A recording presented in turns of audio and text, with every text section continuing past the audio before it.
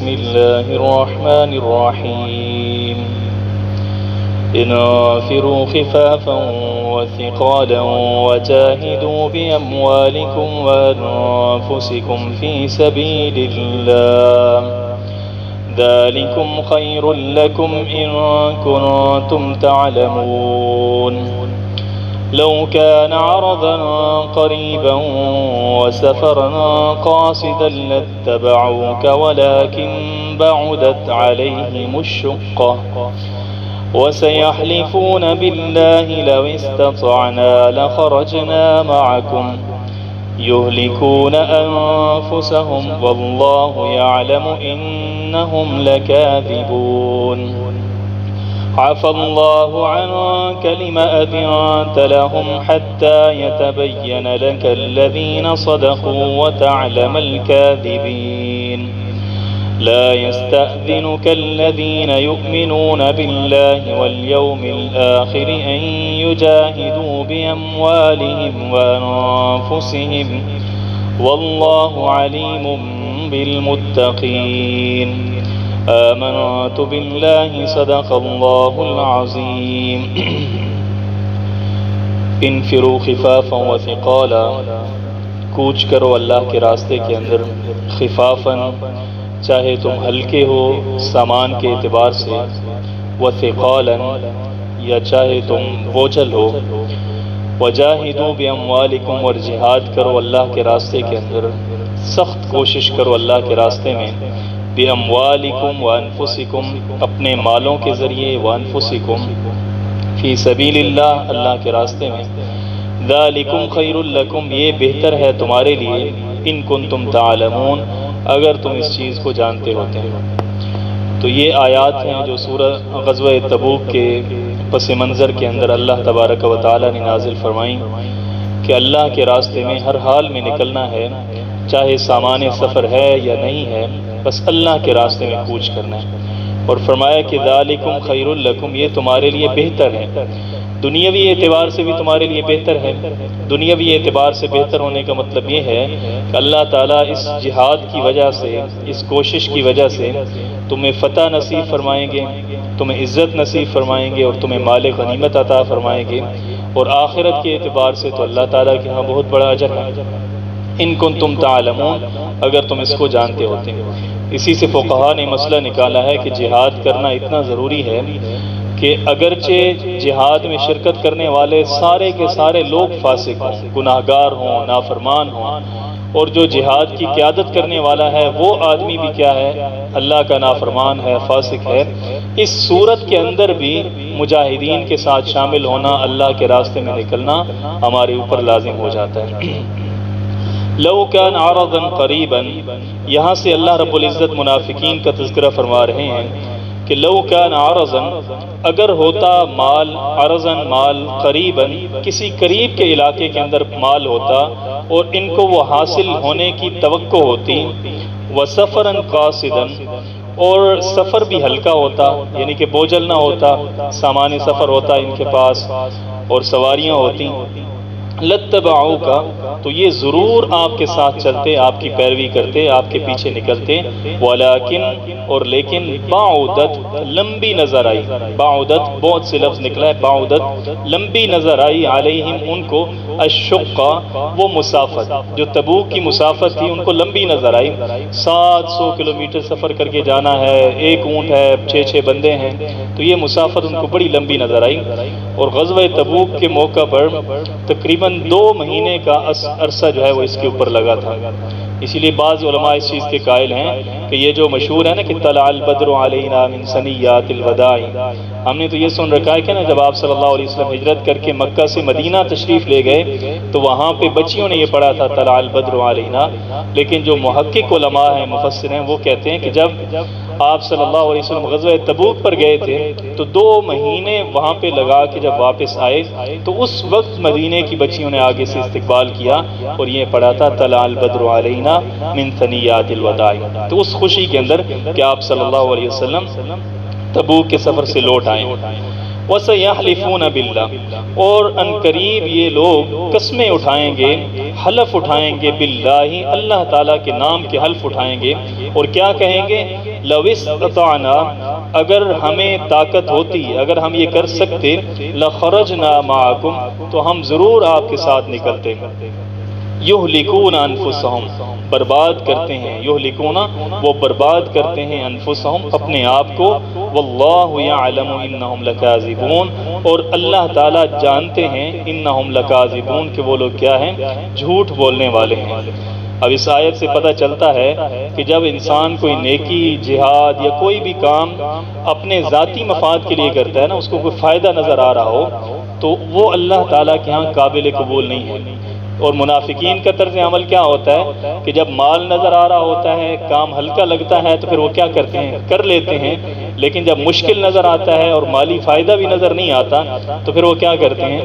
پیچھے ہٹ جاتے ہیں۔ تو اخلاص بڑی چیز ہے، کوئی بھی کام جب انسان کرتا ہے صرف اور صرف اللہ کی رضا کے لیے کرے، ایک آنے کا بھی فائدہ نظر نہیں آ رہا، کوئی تعریف کی امید نہیں ہے، کوئی نام و نمود کی، کوئی شہرت کی، کوئی تعریف کی امید نہیں ہے، لیکن پھر بھی انسان کیا کرتا ہے؟ اللہ کی رضا کے لیے کرتا ہے۔ کہتے ہیں کہ مرزا مظہر جانے جانا رحمۃ اللہ علیہ بہت بڑے بزرگ گزرے ہیں، تو ان کی بیعت کرنے کے لیے آئے خواجہ غلام علی رحمۃ اللہ علیہ، یہ بھی بہت بڑے بزرگ تھے۔ تو انہوں نے کہا کہ حضرت جی مجھے بیعت کر لیں، تو انہوں نے کہا کہ تم بیعت نہ کرو، تو انہوں نے کہا نہیں حضرت جی میں نے بیعت کرنی ہے۔ تو انہوں نے آگے سے کہا کہ میری بیعت کرنا ایسی ہے جیسے پتھر چاٹنا ہے، پتھر چاٹنے کا انسان کو کوئی فائدہ نظر نہیں آتا، اگر میری بیعت کرو گے کوئی دنیاوی فائدہ تمہیں نہیں ہوگا، کوئی نام و نمود، کوئی یہ تم سمجھو گے کہ تم اتنے سلسلے اوپر چلے گئے ہو، اتنے تم نے زینے طے کر لیے، تو یہ کچھ بھی نہیں ہوگا، گویا کہ کیا ہوگا؟ پتھر چاٹنے کی طرح ہے میری بیعت کرنا۔ تو انہوں نے کہا حضرت جی نہیں میں نے پھر بھی بیعت کرنی ہے۔ تو جو آدمی صرف اور صرف اللہ کی رضا کے لیے کام کرتا ہے تو بظاہر تو وہ کیا کر رہا ہوتا ہے؟ پتھر ہی چاٹ رہا ہوتا ہے، کوئی نام و نمود کی خواہش نہیں ہوتی۔ تو یہ جو نیکی کے کام ہے نا، انسان اسی طرح کرے کہ اس کا کوئی دنیا کے اندر فائدہ مقصود نہیں ہے، صرف اور صرف اللہ تعالیٰ کی رضا مقصود ہے۔ واللہ یعلم، اور اللہ تعالیٰ جانتے ہیں، انہم لکاذبون کہ وہ لوگ کیا ہیں؟ جھوٹ بولنے والے ہیں۔ اب یہاں سے اللہ تبارک و تعالیٰ آپ صلی اللہ علیہ وسلم کی ایک اجتہادی طور پر ایک فعل کا ذکر فرما رہے ہیں۔ اب یہ جب غزوہ تبوک کا معاملہ پیش آیا تو منافقین بھی آئے آپ صلی اللہ علیہ وسلم کے پاس اور آ کر بہانے بنانے لگے، یا رسول اللہ مجھے وہ کام ہے، یہ کام ہے، تو ہمیں چھٹی دے دیں، ہمیں اجازت دے دیں، ہم نہیں نکل سکتے۔ تو جو بھی آتا تھا آپ صلی اللہ علیہ وسلم فرماتے کہ ٹھیک ہے تمہیں بھی چھٹی ہے، ٹھیک ہے تمہیں بھی چھٹی ہے۔ تو اللہ تبارک و تعالیٰ نے اس چیز کے اوپر تھوڑی سی آپ صلی اللہ علیہ وسلم کو تنبیہ فرمائی، گویا کہ یہ آپ صلی اللہ علیہ وسلم کی ایک اجتہادی خطا تھی۔ اجتہادی خطا کا مطلب یہ ہوتا ہے کہ اللہ تبارک و تعالیٰ آپ صلی اللہ علیہ وسلم کو اختیار دے دیتے ہیں کہ آپ جو فیصلہ مرضی کریں، پھر اللہ کے نبی اگر کوئی ایسا فیصلہ کر لیتے جو اللہ تبارک و تعالیٰ کی اس کے مطلب ان کے خلاف اولا ہوتا اور اللہ تبارک و تعالیٰ کی چاہت یہ ہوتی کہ آپ دوسرا فیصلہ اختیار فرماتے، تو اس کو کہتے ہیں اجتہادی خطا۔ لیکن جب اللہ کے نبی کوئی خطا اجتہادی کرتے ہیں تو اللہ تبارک و تعالیٰ فوراً اس کی نشاندہی فرما دیتے ہیں، اس کی تنبیہ فرما دیتے ہیں کہ آپ کو ایسے نہیں کرنا چاہیے تھا، جیسے پیچھے غزوہ احد کے قیدیوں سے متعلق آیا تھا۔ تو یہاں پر اللہ تبارک و تعالیٰ اسی کا تذکرہ فرما رہے ہیں، عفا اللہ عنک، اللہ تعالیٰ نے معاف تو کر دیا۔ پہلے اللہ تعالیٰ نے فرمایا خطا کا ذکر بعد میں کیا، اس کام کا ذکر بعد میں کیا اور معافی کا ذکر پہلے کیا، وہ اس لیے کہ آپ صلی اللہ علیہ وسلم کی طبیعت مبارکہ پہ گراں نہ گزرے۔ اگر پہلے اس کام کا ذکر ہوتا تو آپ صلی اللہ علیہ وسلم پریشان نہ ہو جائے، پہلے اللہ تعالیٰ نے ایسا جملہ فرمایا کہ آپ کو پریشان ہونے کی ضرورت نہیں ہے، عفا اللہ عنک، معاف تو اللہ تعالیٰ نے آپ کو کر دیا، لیکن لما اذنت لهم، آپ نے ان کو چھٹی کیوں دی تھی؟ جو منافق آئے تھے آپ سے چھٹی مانگنے کے لیے، لما اذنت لهم، آپ نے ان کو اجازت کیوں دے دی اتنی جلدی؟ حتی یتبین لک الذین صدقوا، یہاں تک کہ ظاہر ہوتے وہ الذین صدقوا جو سچ بولنے والے ہیں، وتعلم الکاذبین، اور آپ جان لیتے ان لوگوں کو الکاذبین جو جھوٹ بولنے والے ہیں۔ یعنی کہ اب ان کو تو ایک بہانہ مل گیا، مدینے کے اندر وہ رہتے ہیں، باقی لوگ بھی ہیں ضعیف کمزور جو حقیقت کے اندر معذور تھے، وہ بھی مدینہ کے اندر تھے۔ تو جب ان سے پوچھتے، منافقین سے لوگ پوچھتے کہ آپ کیوں مدینہ کے اندر پھر رہے ہیں، مجاہدین سارے چلے گئے، تو وہ کہتے ہیں کہ ہم نے آپ صلی اللہ علیہ وسلم سے چھٹی لے لی ہے، اجازت لے لی ہے۔ تو ان کو ایک بہانہ ہاتھ آ گیا تھا، اور اللہ تعالیٰ یہ چاہتے تھے کہ اتنی جلدی ان کو اجازت نہیں ملنی چاہیے تھی۔ جو منافق ہیں وہ تھوڑا کھل کے سامنے آتے، گھروں کے اندر بیٹھتے تو کوئی وجہ ان کے پاس نہ ہوتی۔ حتیٰ یتبین لک الذین صدقوا، یہاں تک کہ آپ کے لیے ظاہر ہو جاتے وہ لوگ بھی جو سچ بولنے والے ہیں، اور وہ بھی ظاہر ہو جاتے جو جھوٹ موٹ بنا کر گھروں کے اندر بیٹھ کے۔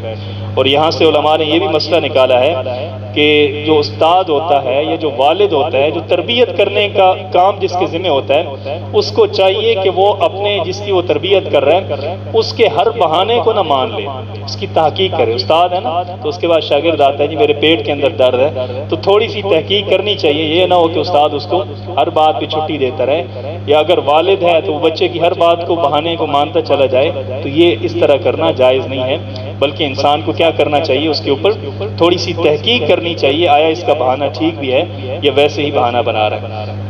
لا یستاذنک الذین، آپ سے اجازت طلب نہیں کرتے، کس چیز کی اجازت طلب نہیں کرتے؟ گھر بیٹھنے کی، چھٹی کی اجازت نہیں مانگتے آپ کو، جہاد سے چھٹی کرنے کی اجازت نہیں مانگتے۔ کون نہیں مانگتے؟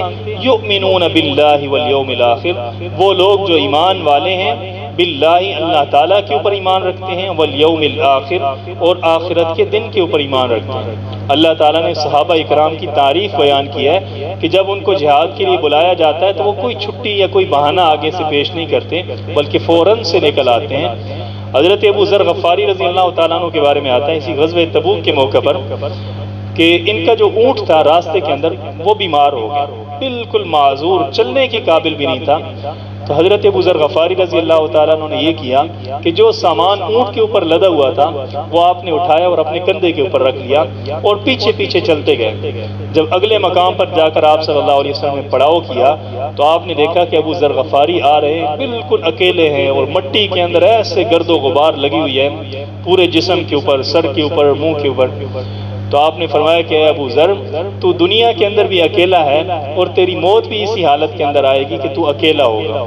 تو یہ دیکھیں اللہ تعالیٰ کی طرف سے صحابہ اکرام کا کیا ایمان تھا کہ اکیلے ہیں اور اونٹ جتنا سفر اپنے وہ جو سامان ہے وہ اپنے کندھے کے اوپر لاد کر وہ سفر کر رہے ہیں۔ تو اللہ تعالیٰ نے فرمایا جو اللہ اور آخرت کے اوپر ایمان رکھتے ہیں وہ آپ سے گھر بیٹھنے کی اجازت نہیں طلب کرتے، جتنا ہو سکتا ہے وہ اللہ کے راستے کے اندر اپنی محنت کرتے ہیں۔ حضرت ابن خیثمہ رضی اللہ تعالیٰ عنہ کے بارے میں آتا ہے کہ انہوں نے پوری رات مزدوری کی۔ آپ صلی اللہ علیہ وسلم نے فرمایا نا اللہ کے راستے میں نکلنا ہے، کچھ اللہ کے راستے میں دو، خرچ کرو، تو پوری رات مزدوری کی تو ان کو ایک سا جو ہے وہ کھجوروں کا ملا۔ تو وہ ایک سا کتنا سا ہوتا ہے؟ 2 ہاتھوں کے اندر آ جاتا ہے۔ تو یہ 2 ہاتھوں کے اندر وہ کھجوریں لے کر آئے اور آپ صلی اللہ علیہ وسلم کے سامنے رکھ دی، تو وہ جتنے منافقین بیٹھے تھے وہ سارے کے سارے ہنسنے لگ گئے، یہ اتنا سے کھجور ہیں اور یہ آ کر دینے کے لیے آ گئے ہیں اور اتنا بڑا غزوہ ہے۔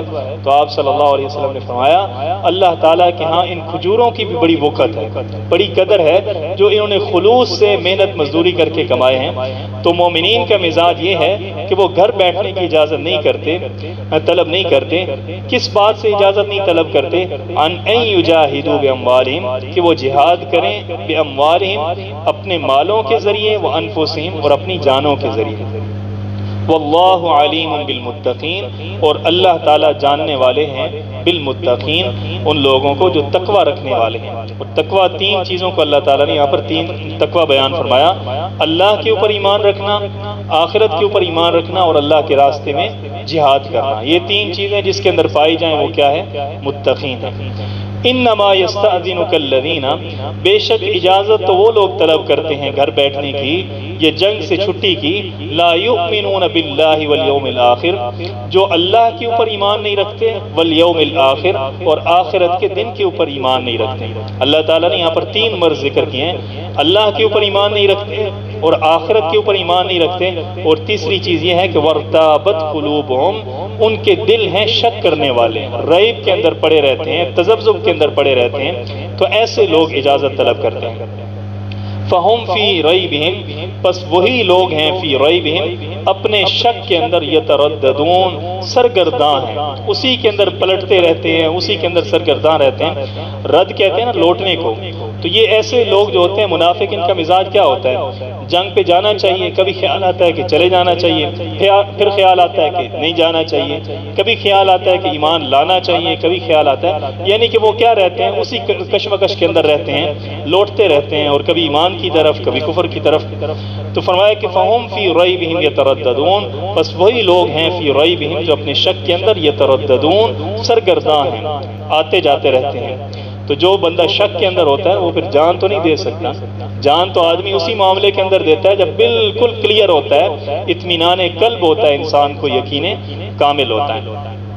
وَلَوْ أَرَادُوا الْخُرُوجَ، اور اگر وہ ارادہ کرتے، خروج نکلنے کا ارادہ کرتے، لَأَعَدُّوا، اب اللہ تعالیٰ نے ان کے بہانے کا ذکر کیا کہ ان کا بہانہ جو ہے وہ قابل قبول اس لیے نہیں ہے کہ اگر ان کا ارادہ ہوتا نکلنے کا جہاد پر اور وہ نکل نہ سکتے تو کوئی ایک نشانی تو ان کے اندر پائی جاتی، اور وہ نشانی کیا ہے؟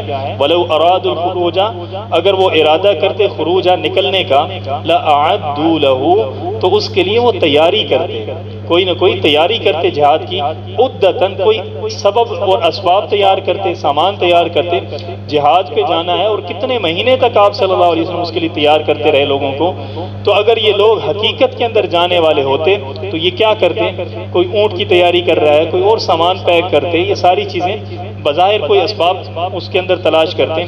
فرمایا کہ ان لوگوں نے کوئی سامان بھی تیار نہیں کیا، وَلَٰكِن، اور لیکن، کَرِہَ اللَّهُ، اللہ تعالیٰ نے اس بات کو ناپسند کیا، انبعاثہم، کہ وہ لوگ اٹھتے، جہاد کے لیے ان کا جانا اللہ تعالیٰ نے پسند ہی نہیں کیا۔ اللہ تعالیٰ کو یہ چیز مکروہ لگی کہ ایسے پلید اور ناپاک لوگ جن کے دل کے اندر نفاق ہے، منافقت ہے، ان کو میرے راستے کے اندر نکلنا بھی نہیں چاہیے۔ اور یہ ایک بہت خطرناک سٹیج ہے جب اللہ تعالیٰ انسان اس معیار پہ آ جاتا ہے کہ اللہ تعالیٰ پسند ہی نہیں کرتے کہ یہ کوئی خیر کا کام کرے۔ آپ کو بہت سے لوگ ایسے نظر آئیں گے کہ علم بھی ہوتا ہے، باقی چیزیں بھی ہوتی ہیں، لیکن اللہ تعالیٰ ان سے خیر کا کام نہیں لیتے۔ کیوں نہیں لیتے؟ کہ ان کے اندر کوئی نہ کوئی ایسے اسباب پائے جاتے ہیں کہ اللہ تعالیٰ ان کو ٹھکرا دیتے ہیں، رد کر دیتے ہیں کہ تم میرے راستے کے اندر نہ کچھ خرچ کرو، نہ کوئی کام کرو، نہ کوئی دین کا کام کرو۔ اور اسی سے متعلق ایک حدیث بھی ہے، امام ابن قیم رحمۃ اللہ علیہ نے لکھی ہے کہ اللہ تعالیٰ کچھ لوگوں کی دعا کو قبول کرتے ہیں ان کے مانگنے سے بھی پہلے۔ آدمی کے دل کے اندر خواہش پیدا ہوتی ہے، اللہ تعالیٰ اس کو پورا کر دیتے ہیں۔ تو جو فرشتے ہیں وہ اللہ تعالیٰ سے پوچھتے ہیں کہ یا باری تعالیٰ، اس نے تو دعا مانگی ہی نہیں ہے، اس نے تو اس چیز کا مطالبہ ہی نہیں کیا اور آپ نے اس کو پہلے عطا کر دی۔ تو اللہ تبارک و تعالیٰ آگے سے جواب دیتے ہیں کہ اے میرے فرشتوں، مجھے اس بندے کی آواز بری لگتی ہے، اکرہت صوتہ، مجھے اس کی آواز بری لگتی ہے، میں نہیں چاہتا کہ یہ اپنی آواز بلند کرے اور مجھ سے مانگے، اس لیے میں نے اس کو مانگنے سے پہلے دے دی۔ تو کبھی کبھی جو ہے وہ نعمتوں کی بہتات اس لیے بھی ہو جاتی ہیں کہ اللہ تعالیٰ چاہتے ہیں کہ یہ بندہ میرے در پہ آئے ہی نہیں۔ اور یہ کس لیے ہوتا ہے؟ کبھی کبھی جو ہے نا وہ کچھ اسباب ہوتے ہیں انسان کو محروم کر دینے کے، اور علماء نے لکھا ہے کہ ان اسباب میں سے ایک یہ ہے کہ انسان کے اندر تکبر ہوتا ہے۔ جب انسان کے اندر بہت زیادہ تکبر آ جاتا ہے تو اللہ تعالیٰ اس کو کیا کر دیتے ہیں؟ اپنی رحمت سے محروم کر دیتے ہیں۔ اور ایک یہ ہے کہ انسان مال حرام کھانے والا ہے، حرام کماتا ہے، حرام کھاتا ہے، حرام پہنتا ہے، ایسے لوگوں کو بھی اللہ تعالیٰ اپنے در سے پیچھے ہٹا دیتے ہیں۔ اور ایک چیز علماء نے لکھی ہے کہ کبھی کبھی انسان کو کسی کی بد دعا لگ جاتی ہے، انسان کو پتہ نہیں ہوتا، کوئی ایسا فعل کرتا ہے، کسی کو اتنا تنگ کرتا ہے کہ وہ تنگ آ کر کوئی ایسی بد دعا دے دیتا ہے جو اللہ تعالیٰ قبول کر لیتے ہیں، پھر وہ عبادتیں کرتا ہے، دعائیں مانگتا ہے، اللہ تعالیٰ اس سے توفیق ہی چھین لیتے ہیں نیک اعمال کی۔ اور علماء نے لکھا ہے کہ ایک سبب جو ہے وہ محرومی کا یہ بھی ہوتا ہے کہ انسان اللہ کے معاملات کے اندر اعتراض کرتا ہے، اپنے پاس سے اعتراض کرتا رہتا ہے، یہ کام اللہ تعالیٰ نے کیوں کر دیا، یہ کیوں کر دیا۔ کتابوں کے اندر آتا ہے کہ ایک بندہ سمندر کے پاس کھڑا تھا اور بارش ہو رہی تھی، تو اس نے کہا کہ دیکھو اتنی گرمی شہر کے اندر پڑ رہی ہے، لوگ گرمی کی وجہ سے مر رہے ہیں، پانی نہیں ہے، اور اللہ تعالیٰ یہاں پہ بارش برسا رہے ہیں، سمندر کے اندر جہاں پہلے اتنا زیادہ پانی ہے۔ تو وہ کہتے ہیں کہ جب میں نے یہ بات کی تو اس کے بعد پہلے نوافل پڑھتا تھا، تہجد پڑھتا تھا، اللہ تعالیٰ نے مجھ سے وہ عبادت کی توفیق ہی چھین لی، یعنی کہ فرض نماز پڑھنا میرے لیے مشکل ہو جاتا تھا۔ تو وہ میں نے جو اپنے بزرگ تھے ان کے پاس میں گیا اور میں نے کہا کہ اس طرح معاملہ ہے کہ پہلے اللہ تعالیٰ نوافل کی توفیق دے دیتے تھے اور اب مجھ سے فرض نہیں پڑے جاتے. تو انہوں نے کہا کوئی نہ کوئی تو تم نے ایسی بات کی ہوگی. تو انہوں نے آگے سے جواب دیا کہ میں نے یہ بات کی ہے. تو انہوں نے آگے سے جواب دیا کہ یہی سبب بنا ہے تیری محرومی کا کہ تو نے اللہ تعالیٰ کے معاملات کے اندر دخل دیا اور اللہ کے معاملات کے اوپر اعتراض کیا. اللہ تعالیٰ نے تیری نیکی کی توفیق بھی چھین لی ہے. تو اسی لیے کبھی کبھی لوگ ایسے بھی ہوتے ہیں بدبخت کہ وَلَٰكِنْ كَرِهَ اللَّهُ انبعاثَهُمْ کہ اللہ تعالیٰ ناپسند کرتے ہیں انبعاثَهُمْ کہ وہ لوگ اٹھیں. فَثَبَّتَهُمْ پس اللہ تعالیٰ نے ان کو بٹھا دیا. وَقِيلَ اقْعُدُوا اور حکم دیا گیا ان کو اقعدوا بیٹھ جاؤ مع القاعدین بیٹھنے والوں کے ساتھ. وہ جو مدینے کے اندر بیٹھے نا معذور لوگ ہیں جن کے پاس سرمایہ نہیں ہے جو نکل نہیں سکتے تم بھی ان کے ساتھ بیٹھ جاؤ. لو خرجوا اگر وہ لوگ بالفرض محال نکلتے بھی صحیح فیکم تمہارے درمیان یعنی کہ تمہارے ساتھ نکل جاتے تبوک کے غزوہ پہ تو ما زادوکم تمہارے لیے وہ زیادہ نہ کرتے الا خوالا مگر وہ خرابی کو بڑھاتے. یعنی کہ اگر وہ منافقین آ بھی جاتے پہلی بات تو یہ ہے کہ انہوں نے آنا بھی نہیں تھا لیکن آپ نے اجازت دے دی تو وہ گھر بیٹھ گئے. اگر آپ اجازت نہ دیتے اور توان کرن ان کو آنا پڑتا تو آپ کو فائدہ انہوں نے کوئی نہیں پہنچانا تھا بلکہ کیا پہنچانا تھا نقصان پہنچانا تھا مسلمانوں کو. الا خوالا مگر صرف خرابی کو ہی بڑھاتے. وَلَأَوْضَعُوا اور وہ دوڑاتے گھوڑوں کو. اوضعوا کہتے ہیں گھوڑوں کو دوڑانا. یہاں پہ آپ ایک الف دیکھ رہے ہیں وَلَأَوْضَعُوا لام کے آگے الف ہے تو اس کو کہتے ہیں تجوید کی زبان میں الف زائدہ یعنی کہ یہ زائد ہے اس کو پڑھا نہیں جاتا. اگر ہم اس کو پڑھیں گے اور پڑھیں گے ولا اوزعوا تو ترجمہ بالکل غلط ہو جائے گا الٹ ہو جائے گا. ولا اوزعوا کا مطلب یہ ہے کہ وہ گھوڑوں کو دوڑاتے اپنی سواریوں کو اونٹوں کو گھوڑوں کو وہ دوڑاتے. اور اگر ہم پڑھیں ولا اوزعوا کہ وہ لوگ نہ دوڑاتے گھوڑوں کو ترجمہ بالکل غلط ہو جائے گا. تو یہاں پر الف کے اوپر یہ چھوٹا سا دائرہ لگا ہوا ہے ایک ہلکا سا.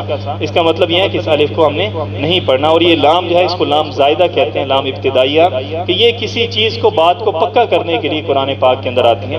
وَلَأَوْضَعُوا یہ ضرور گھوڑوں کو دوڑاتے خِلَالَكُمْ تمہارے درمیان. یبغونکم الفتنہ یہ تلاش کرتے تمہارے لیے فتنے کو تلاش کرتے یعنی کہ کوئی فساد ہونا چاہیے. اب گھوڑے دوڑانے کا کیا مطلب ہے تو یہ عرب کے لوگ محاورتاً استعمال کرتے ہیں کہ جس بندے نے چغلی لگانا ہو نا تو وہ ایک بندے کے پاس جاتا ہے اس سے بات سنتا ہے پھر فوراً بھاگ کر جاتا ہے دوسرے بندے کو بتانے کے لیے. تو یہ منافقین اگر آپ کے ساتھ جاتے تو انہوں نے بھی یہی کام کرنا تھا. گھوڑا ادھر بگاتے یہاں سے بات سنتے دوسرے تک پہنچاتے تو چغلیاں لگانے کے لیے سازشیں کرنے کے لیے یہ اپنی سواریوں کو بھگاتے رہتے ہیں. وَفِيكُمْ اور تمہارے درمیان لوگ ہیں سَمَّاعُونَ لَهُمْ جو جاسوسیاں کرتے ہیں. سماع کہتے ہیں نا سننے کو تو پوری توجہ سے خفیہ طریقے سے سننے کو سماع کہتے ہیں. وَفِيكُمْ سَمَّاعُونَ لَهُمْ اور ان کے بیچ میں آپ کے درمیان ہیں سماعون جو جاسوسیاں کرتے ہیں لہم ان کے لیے. وَاللَّهُ عَلِيمٌ بِالظَّالِمِينَ اور اللہ تعالی علیم جاننے والے ہیں بالظالمین ظالموں کو. لقد ابتغوا الفتنة تحقیق ابتغوا الفتنة تلاش کیا انہوں نے فتنے کو من قبل اس سے پہلے بھی. یعنی کہ یہ جو فتنے کو تلاش کرنا ہے نا یہ ان کی پہلی دفعہ کی عادت نہیں ہے بلکہ پہلے بھی یہ لوگ اسی طرح کرتے رہے جس کو ہم کہتے ہیں نا پرانے پاپی ہیں. یہ اب کی بات نہیں ہے یہ لوگ پرانے پاپی ہیں. لقد ابتغوا الفتنة تحقیق انہوں نے تلاش کیا فتنہ من قبل اس سے پہلے. وقلبوا لك الامور اور الٹتے رہے آپ کے لیے کاموں کو. کب یہ کام کرتے رہے غزوہ احد کے موقع پر کہ مشرکین کے 300 لوگ نکلے اور راستے کے اندر واپس چلے گئے. اسی طرح حنین کے موقع پر تو یہ منافقین جب بھی آپ کے ساتھ جاتے ہیں تو کیا کرتے ہیں آپ کے کاموں کو الٹنے کی کوشش کرتے ہیں. تو ان کا جانا جو ہے وہ آپ کے لیے کوئی نفع مند نہ ہوتا. حتی جاء الحق یہاں تک کہ آ گیا حق. وظہر امر اللہ اور اللہ تعالیٰ نے غالب کر دیا امر اللہ اپنے کام کو. اللہ تعالیٰ نے اپنے امر کو غالب کر دیا. وہم کارہون اور وہ اس کو ناپسند کرنے والے تھے. یعنی کہ اللہ تعالیٰ نے فتح مکہ کے موقع پر آپ کو فتح نصیب کر دی آپ کو حنین کے موقع پر فتح نصیب کر دی. تو اللہ تعالیٰ نے آپ اپنے امر کو غالب کر دیا حالانکہ یہ لوگ کیا کرتے تھے اس چیز کو ناپسند کرتے تھے. وَمِنْهُمْ اور ان میں سے کچھ لوگ ایسے ہیں مَن یقول جو کہتے ہیں اِذْن لی کہ آپ مجھے اجازت دے دیں. وَلَا تَفْتِنِّی اور مجھے فتنے کے اندر نہ ڈالے، مجھے آزمائش کے اندر نہ ڈالے۔ معاملہ یہ پیش آیا تھا کہ غزوہ تبوک کے موقع پر ایک بندہ آیا منافق، اور اس کا نام تھا جدع بن قیس، بڑا پکا قسم کا منافق تھا، اپنے علاقے کا سردار تھا۔ یہ آیا آپ صلی اللہ علیہ وسلم کے پاس اور آ کر کہنے لگا کہ یا رسول اللہ، آپ نے حکم دیا ہے کہ تبوک کے اندر جائیں ہم۔ تو معاملہ یہ ہے کہ جو لوگ رومی آ رہے ہیں آگے سے، عیسائی لوگ، ان کی عورتیں بڑی خوبصورت ہیں، اور میں ہوں تھوڑا سا کمزور آدمی، رنگین مزاج ہوں، تو اگر آپ مجھے ساتھ لے کے جائیں گے تو میں کیا ہو جاؤں گا، مصیبت کے اندر پڑ جاؤں گا، فتنے کے اندر پڑ جاؤں گا۔ تو اس نے یہ بہانہ بنایا کہ یا رسول اللہ، میں رنگین مزاج ہوں، اس لیے آپ کے ساتھ نہیں جا سکتا، کہ اگر وہاں گیا تو مصیبت پڑ جائے گی میرے لیے، فتنہ بن جائے گا۔ تو یہ جو مزاج کی رنگینی ہے، یہ بھی بڑی نقصان دہ ہے، انسان کو ذلیل کر دیتی ہے، رسوا کر دیتی ہے۔ اب دیکھیں اس کا بہانہ، اس ایک بندے کا بہانہ تھا، اور اللہ تعالیٰ نے قرآن کے اندر اس کو بیان کر دیا۔ قیامت تک لوگ اس کا تذکرہ کریں گے کہ اس نے آ کر کتنا گھٹیا بہانہ بنایا۔ آپ صلی اللہ علیہ وسلم جہاد کے لیے نکلنے کا حکم دے رہے ہیں، اور وہ آگے سے کس قسم کی باتیں کر رہے ہیں۔ وَمِنْهُمْ مَنْ يَقُولُ ذَلِّي وَلَا تَفْتِنِّي، اور مجھے فتنے کے اندر آپ نہ ڈالیں۔ أَلَا فِي الْفِتْنَةِ سَقَطُوا، سن لو خبردار، فِي الْفِتْنَةِ سَقَطُوا، فتنے کے اندر تو وہ لوگ پہلے گر چکے ہیں، یعنی کہ اللہ کے رسول کو جو لوگ چھوڑ کر اپنے گھروں کے اندر بیٹھ گئے ہیں، اتنے بڑے گناہ کبیرہ کو وہ ارتکاب کر چکے ہیں، فتنے کے اندر تو وہ پہلے پڑ چکے ہیں، وہاں پہ جا کر انہوں نے کون سا فتنے میں پڑنا تھا۔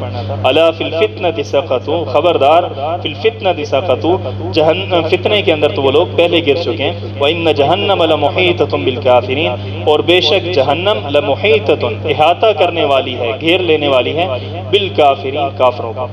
ان تصبک حسنۃ، اگر آپ کو پہنچے، اگر آپ کو پہنچے حسنۃ، کوئی خوشی کی خبر، کوئی دنیاوی کامیابی آپ کو ملتی ہے، تسؤہم، تو ان کو بڑی بری لگتی ہے، جو منافقین ہیں ان کو بڑی یہ چیز ناگوار گزرتی ہے۔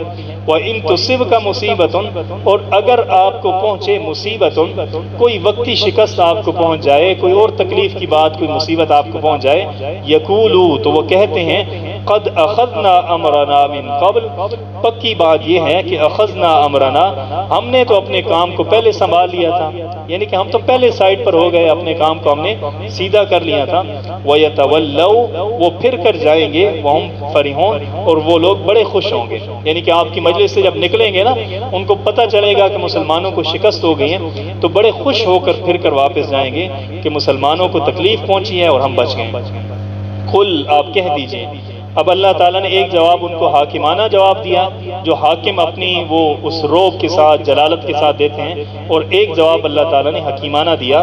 قل، آپ کہہ دیجئے، لن یصیبنا، نہیں پہنچا ہمیں، الا ما کتب اللہ لنا، مگر وہی ما کتب اللہ لنا، جو اللہ تعالیٰ نے ہمارے لیے لکھ دیا تھا، یعنی کہ جو تکلیف، جو مصیبت ہمیں پہنچی ہے، یہ اللہ تعالیٰ کی طرف سے لکھی جا چکی تھی، اس سے بڑی کوئی بات نہیں ہے۔ وہ مولانا، اور وہ اللہ تعالیٰ مولانا، ہمارا کارساز ہے۔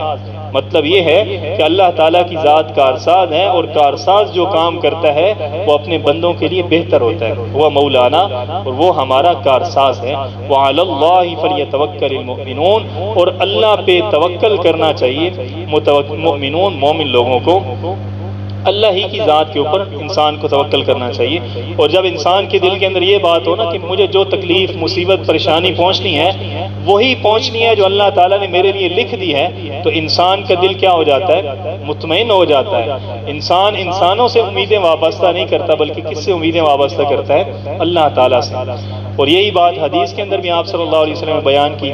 حضرت عبداللہ ابن عباس کو نصیحت کی آپ صلی اللہ علیہ وسلم نے، فرمایا کہ وَعَلَمْ أَنَّ الْأُمَّةَ لَوْ اجْتَمَعُوا، اگر پوری انسانیت، سارے لوگ، انسان، جنات، سارے جمع ہو جائیں اس بات پر کہ آپ کو فائدہ پہنچائیں، لَمْ يَنْفَعُوكَ إِلَّا بِشَيْءٍ قَدْ كَتَبَ اللَّهُ لَكَ، تو آپ کو اس ذرہ برابر بھی فائدہ نہیں پہنچا سکتے، إِلَّا مَا كَتَبَ اللَّهُ لَكَ، مگر اسی چیز کا فائدہ دے سکتے ہیں جو اللہ نے لکھ دیا ہے۔ اور اسی طرح آپ نے فرمایا کہ اگر جمع ہو جائیں، عَلَىٰ أَن يَضُرُّوكَ، کہ آپ کو تکلیف دیں تو نہیں دے سکتے، لَمْ يَضُرُّوكَ إِلَّا بِشَيْءٍ قَدْ كَتَبَ اللَّهُ عَلَيْكَ، جو اللہ نے آپ کے خلاف لکھ دیا ہے صرف اسی چیز کا نقصان پہنچے گا، اس کے علاوہ کچھ بھی نہیں نقصان پہنچ سکتا۔ فرمایا اب یہ آگے اللہ تعالیٰ نے حکیمانہ جواب دیا۔ قل هل تربصون بنا، آپ کہہ دیجئے نہیں تم انتظار کرتے بنا ہمارے معاملے کے اندر الا احد الحسنیین، مگر دو اچھائیوں میں سے ایک اچھائی کی۔ مطلب یہ کہ تم یہ چاہتے ہو کہ ہمیں شکست ہو جائے، اگر شکست چاہتے ہو تو اگر ہم شہید ہو جائیں گے تو بھی ہم کامیاب ہیں، اور اگر ہمیں فتح ملے گی تو بھی ہم کامیاب ہیں، اگر ہمیں خوشی ملے گی تو بھی ہمارا فائدہ ہے، اگر ہمیں غم ملے گا تو ہم صبر کریں گے تو اس کے اوپر بھی اللہ تعالیٰ کی طرف سے ہمیں اجر ملے گا۔ تو تم انتظار نہیں کرتے ہمارے معاملے کے اندر الا احد الحسنیین، مگر دو اچھائیوں میں سے ایک اچھائی کا۔ وَنَحْنُ، اور ہم نَتَرَبَّصُ بِكُمْ، تمہارے لیے انتظار کرتے ہیں اَن يُصِيبَكُمُ اللَّهُ، کہ اللہ تعالیٰ تمہیں پہنچائے بِعَذَابٍ مِّنْ عِنْدِهِ، اپنی طرف سے کوئی عذاب پہنچائے، او بِأَيْدِينَا، یا پھر ہمارے ہاتھوں کوئی عذاب پہنچائے۔ یعنی کہ اے منافقو، ہم اس بات کے منتظر ہیں کہ اللہ تعالیٰ تمہیں عذاب دے، ہمارے ہاتھوں سے عذاب دلوائے، یعنی کہ تمہارا کفر ظاہر ہو جائے، تمہارا نفاق ظاہر ہو جائے اور ہمارے ہاتھوں تم مارے جاؤ، اور اگر ہمارے ہاتھوں نہیں مارے جاؤ گے، بچے رہتے ہو، تمہارا نفاق پوشیدہ رہتا ہے، تو جب تم مرو گے تو اللہ تعالیٰ تمہیں عذاب دے گا۔ تو ہم بھی تمہارے بارے میں دو چیزوں کی امید رکھتے ہیں، یا ہمارے ہاتھوں مرو گے یا اللہ کے ہاتھوں عذاب تمہیں ملے گا۔ فتربصوا، پس انتظار کرو تم، انا معکم متربصون، بے شک ہم بھی تمہارے ساتھ انتظار کرنے والے ہیں۔ قل، آپ کہہ دیجئے، انفقوا، خرچ کرو تم، طوعا، خوشی کے ساتھ، او کرہن، یا ناپسندیدگی کے ساتھ، لن یتقبل منکم، نہیں قبول کی جائے گی تمہاری طرف سے۔ چاہے خوشی سے خرچ کرتے ہو اللہ کے راستے میں، بعض روایتوں میں آتا ہے کہ وہ جو جدب بن قیس تھا، جس نے آ کر کہا تھا نا کہ مجھے فتنے میں نہ ڈالے، تو اس نے کہا کہ یا رسول اللہ، میں جہاد کے لیے تو نہیں نکل سکتا، لیکن یہ ہے کہ میں مال دے سکتا ہوں۔ آپ اگر کہیں گے تو میں مال اللہ کے راستے کے اندر خرچ کر دوں گا، تو اللہ تعالیٰ نے فرمایا کہ اگر تم مال خرچ کرو، چاہے خوشی کے ساتھ خرچ کرو چاہے ناپسندیدگی کے ساتھ، اللہ تعالیٰ تمہارے مال کو پسند نہیں کرتا۔ کیوں نہیں کرتا؟ کہ انکم کنتم قوما فاسقین، بے شک تم لوگ ہو قوما فاسقین، ایسی قوم ہو، ایسے لوگ ہو جو نافرمانی کرنے والے ہیں، جو کفر کا ارتکاب کرنے والے ہیں، اس لیے اللہ تعالیٰ تمہارے انفاق کو، تمہارے مال خرچ کرنے کو اللہ تعالیٰ پسند نہیں کرتے۔ اور بعض علماء نے اس کا ترجمہ یہ کیا ہے، اور یہ زیادہ دل کو لگتا ہے، کہ کل انفقوا طوعا او کرہا، طوعا کا مطلب ہوتا ہے پسندیدگی کے ساتھ، او کرہن، یا ناپسندیدگی کے ساتھ۔ تو وہ علماء کہتے ہیں کہ جو منافق ہوتا ہے وہ تو کبھی بھی دل سے اللہ کے راستے میں خرچ نہیں کرتا، کبھی بھی خوشی کے ساتھ خرچ نہیں کرتا، تو پھر یہاں پر کیا مطلب ہے؟ تو وہ کہتے ہیں کہ طوعا کا مطلب یہ ہے کہ تم ایسے وقت پہ خرچ کرو کہ ابھی تک حکم بھی نہ آیا ہو اور تم اس کے اوپر خرچ کر دو، تب بھی اللہ تعالیٰ قبول نہیں کرے گا، اور اگر اللہ تعالیٰ کی طرف سے حکم آ جائے اور آپ صلی اللہ علیہ وسلم اپیل کرے تب تم خرچ کرو، پھر بھی اللہ تعالیٰ اس کو قبول نہیں کریں گے۔ وما منعهم ان تقبل منهم، اور کیا رکاوٹ پیش آئی ان کے معاملے میں، ان تقبل منهم، کہ قبول کیا جاتا ان کی طرف سے، نفقاتهم، ان کا خرچ کرنا، ان کا مال قبول کیوں نہیں کیے گیا؟ اس کی وجہ کیا تھی؟ اس کی وجہ یہ تھی کہ انہم کفروا باللہ وبرسولہ، کہ ان لوگوں نے انکار کیا اللہ تعالیٰ کا، وبرسولہ، اور اس کے رسول کا۔ پہلا گناہ ان کا یہ تھا کہ انہوں نے اللہ اور اس کے رسول کا انکار کیا، اور دوسرا گناہ ان کا یہ ہے کہ ولا یأتون الصلاۃ، نہیں آتے نماز پر، الا وهم کسالى، مگر وہ لوگ کیا ہوتے ہیں؟ سست ہوتے ہیں، سستی کے ساتھ نماز پڑھنے کے لیے آتے ہیں۔ تو یہ ایک سبب تھا جس کی وجہ سے ان کا مال اللہ کے راستے کے اندر قبول نہیں کیا گیا۔ تو یاد رکھیے، یہ جو نماز کے اندر سستی ہے نا، یہ بھی منافقت کی نشانیوں میں سے ہے۔ تو یہ جو کسل ہوتا ہے نا، سستی، یہ دو قسم کی ہوتی ہیں۔ ایک تو کسل اعتقادی ہوتا ہے کہ انسان کے عقیدے کے اندر سستی پائی جاتی ہے، اور ایک ہوتا ہے کہ انسان کے عمل کے اندر سستی ہوتی ہے۔ تو ہمارا جو نماز کے اندر کھڑا ہونا ہے، اس کے اندر جو جمائیاں آتی ہیں، سستی ہوتی ہے، کبھی یہاں چھیڑ رہے ہیں، کبھی یہاں پہ چھیڑ رہے ہیں، تو یہ جو سستی ہے نا، یہ اس وجہ سے نہیں ہے کہ ہمارے عقیدے کے اندر کوئی خرابی ہے، بلکہ عمل کے اندر سستی ہوتی ہے۔ تو انسان کو اس سے بھی بچنا چاہیے۔ لیکن جو منافق کی سستی ہوتی ہے نا، وہ اس وجہ سے ہوتی ہے کہ اس کا نماز کے اوپر عقیدہ ہی نہیں ہوتا، وہ نماز کو مانتا ہی نہیں ہے، اس وجہ سے اس کی سستی ہوتی ہے۔ تو اللہ تعالیٰ اس کے مال کو اس لیے قبول نہیں کرتے کہ ایک تو وہ کفر کرتا ہے، دوسرا نماز کے اندر سستی کرتا ہے، یعنی کہ نماز کے اس کے اوپر عقیدہ صحیح طریقے سے نہیں ہوتا۔ ولا ينفقون، اور وہ نہیں خرچ کرتے، الا وهم کارہون، مگر وهم کارہون، وہ اس کو ناپسند کرنے والے ہوتے ہیں۔ اللہ کے راستے میں جب خرچ کرتے ہیں تو ناپسندیدگی کے ساتھ خرچ کرتے ہیں، اس لیے اللہ تعالیٰ ان کے مال کو قبول نہیں کرتے۔ فَلَا تُعْجِبْكَ أَمْوَالُهُمْ وَلَا أَوْلَادُهُمْ، پس نہ تعجب کے اندر ڈالے تمہیں، یعنی کہ نہ تمہیں اچھا لگے، نہ تمہیں پسند آئے، اموالہم ان کا مال، ولا اولادہم اور نہ ان کی اولادیں، یعنی کہ ان کی اولادوں کی کثرت، ان کے مال کی کثرت وہ تمہیں پسند نہیں آنی چاہیے، وہ تمہیں تعجب میں نہیں ڈالنی چاہیے۔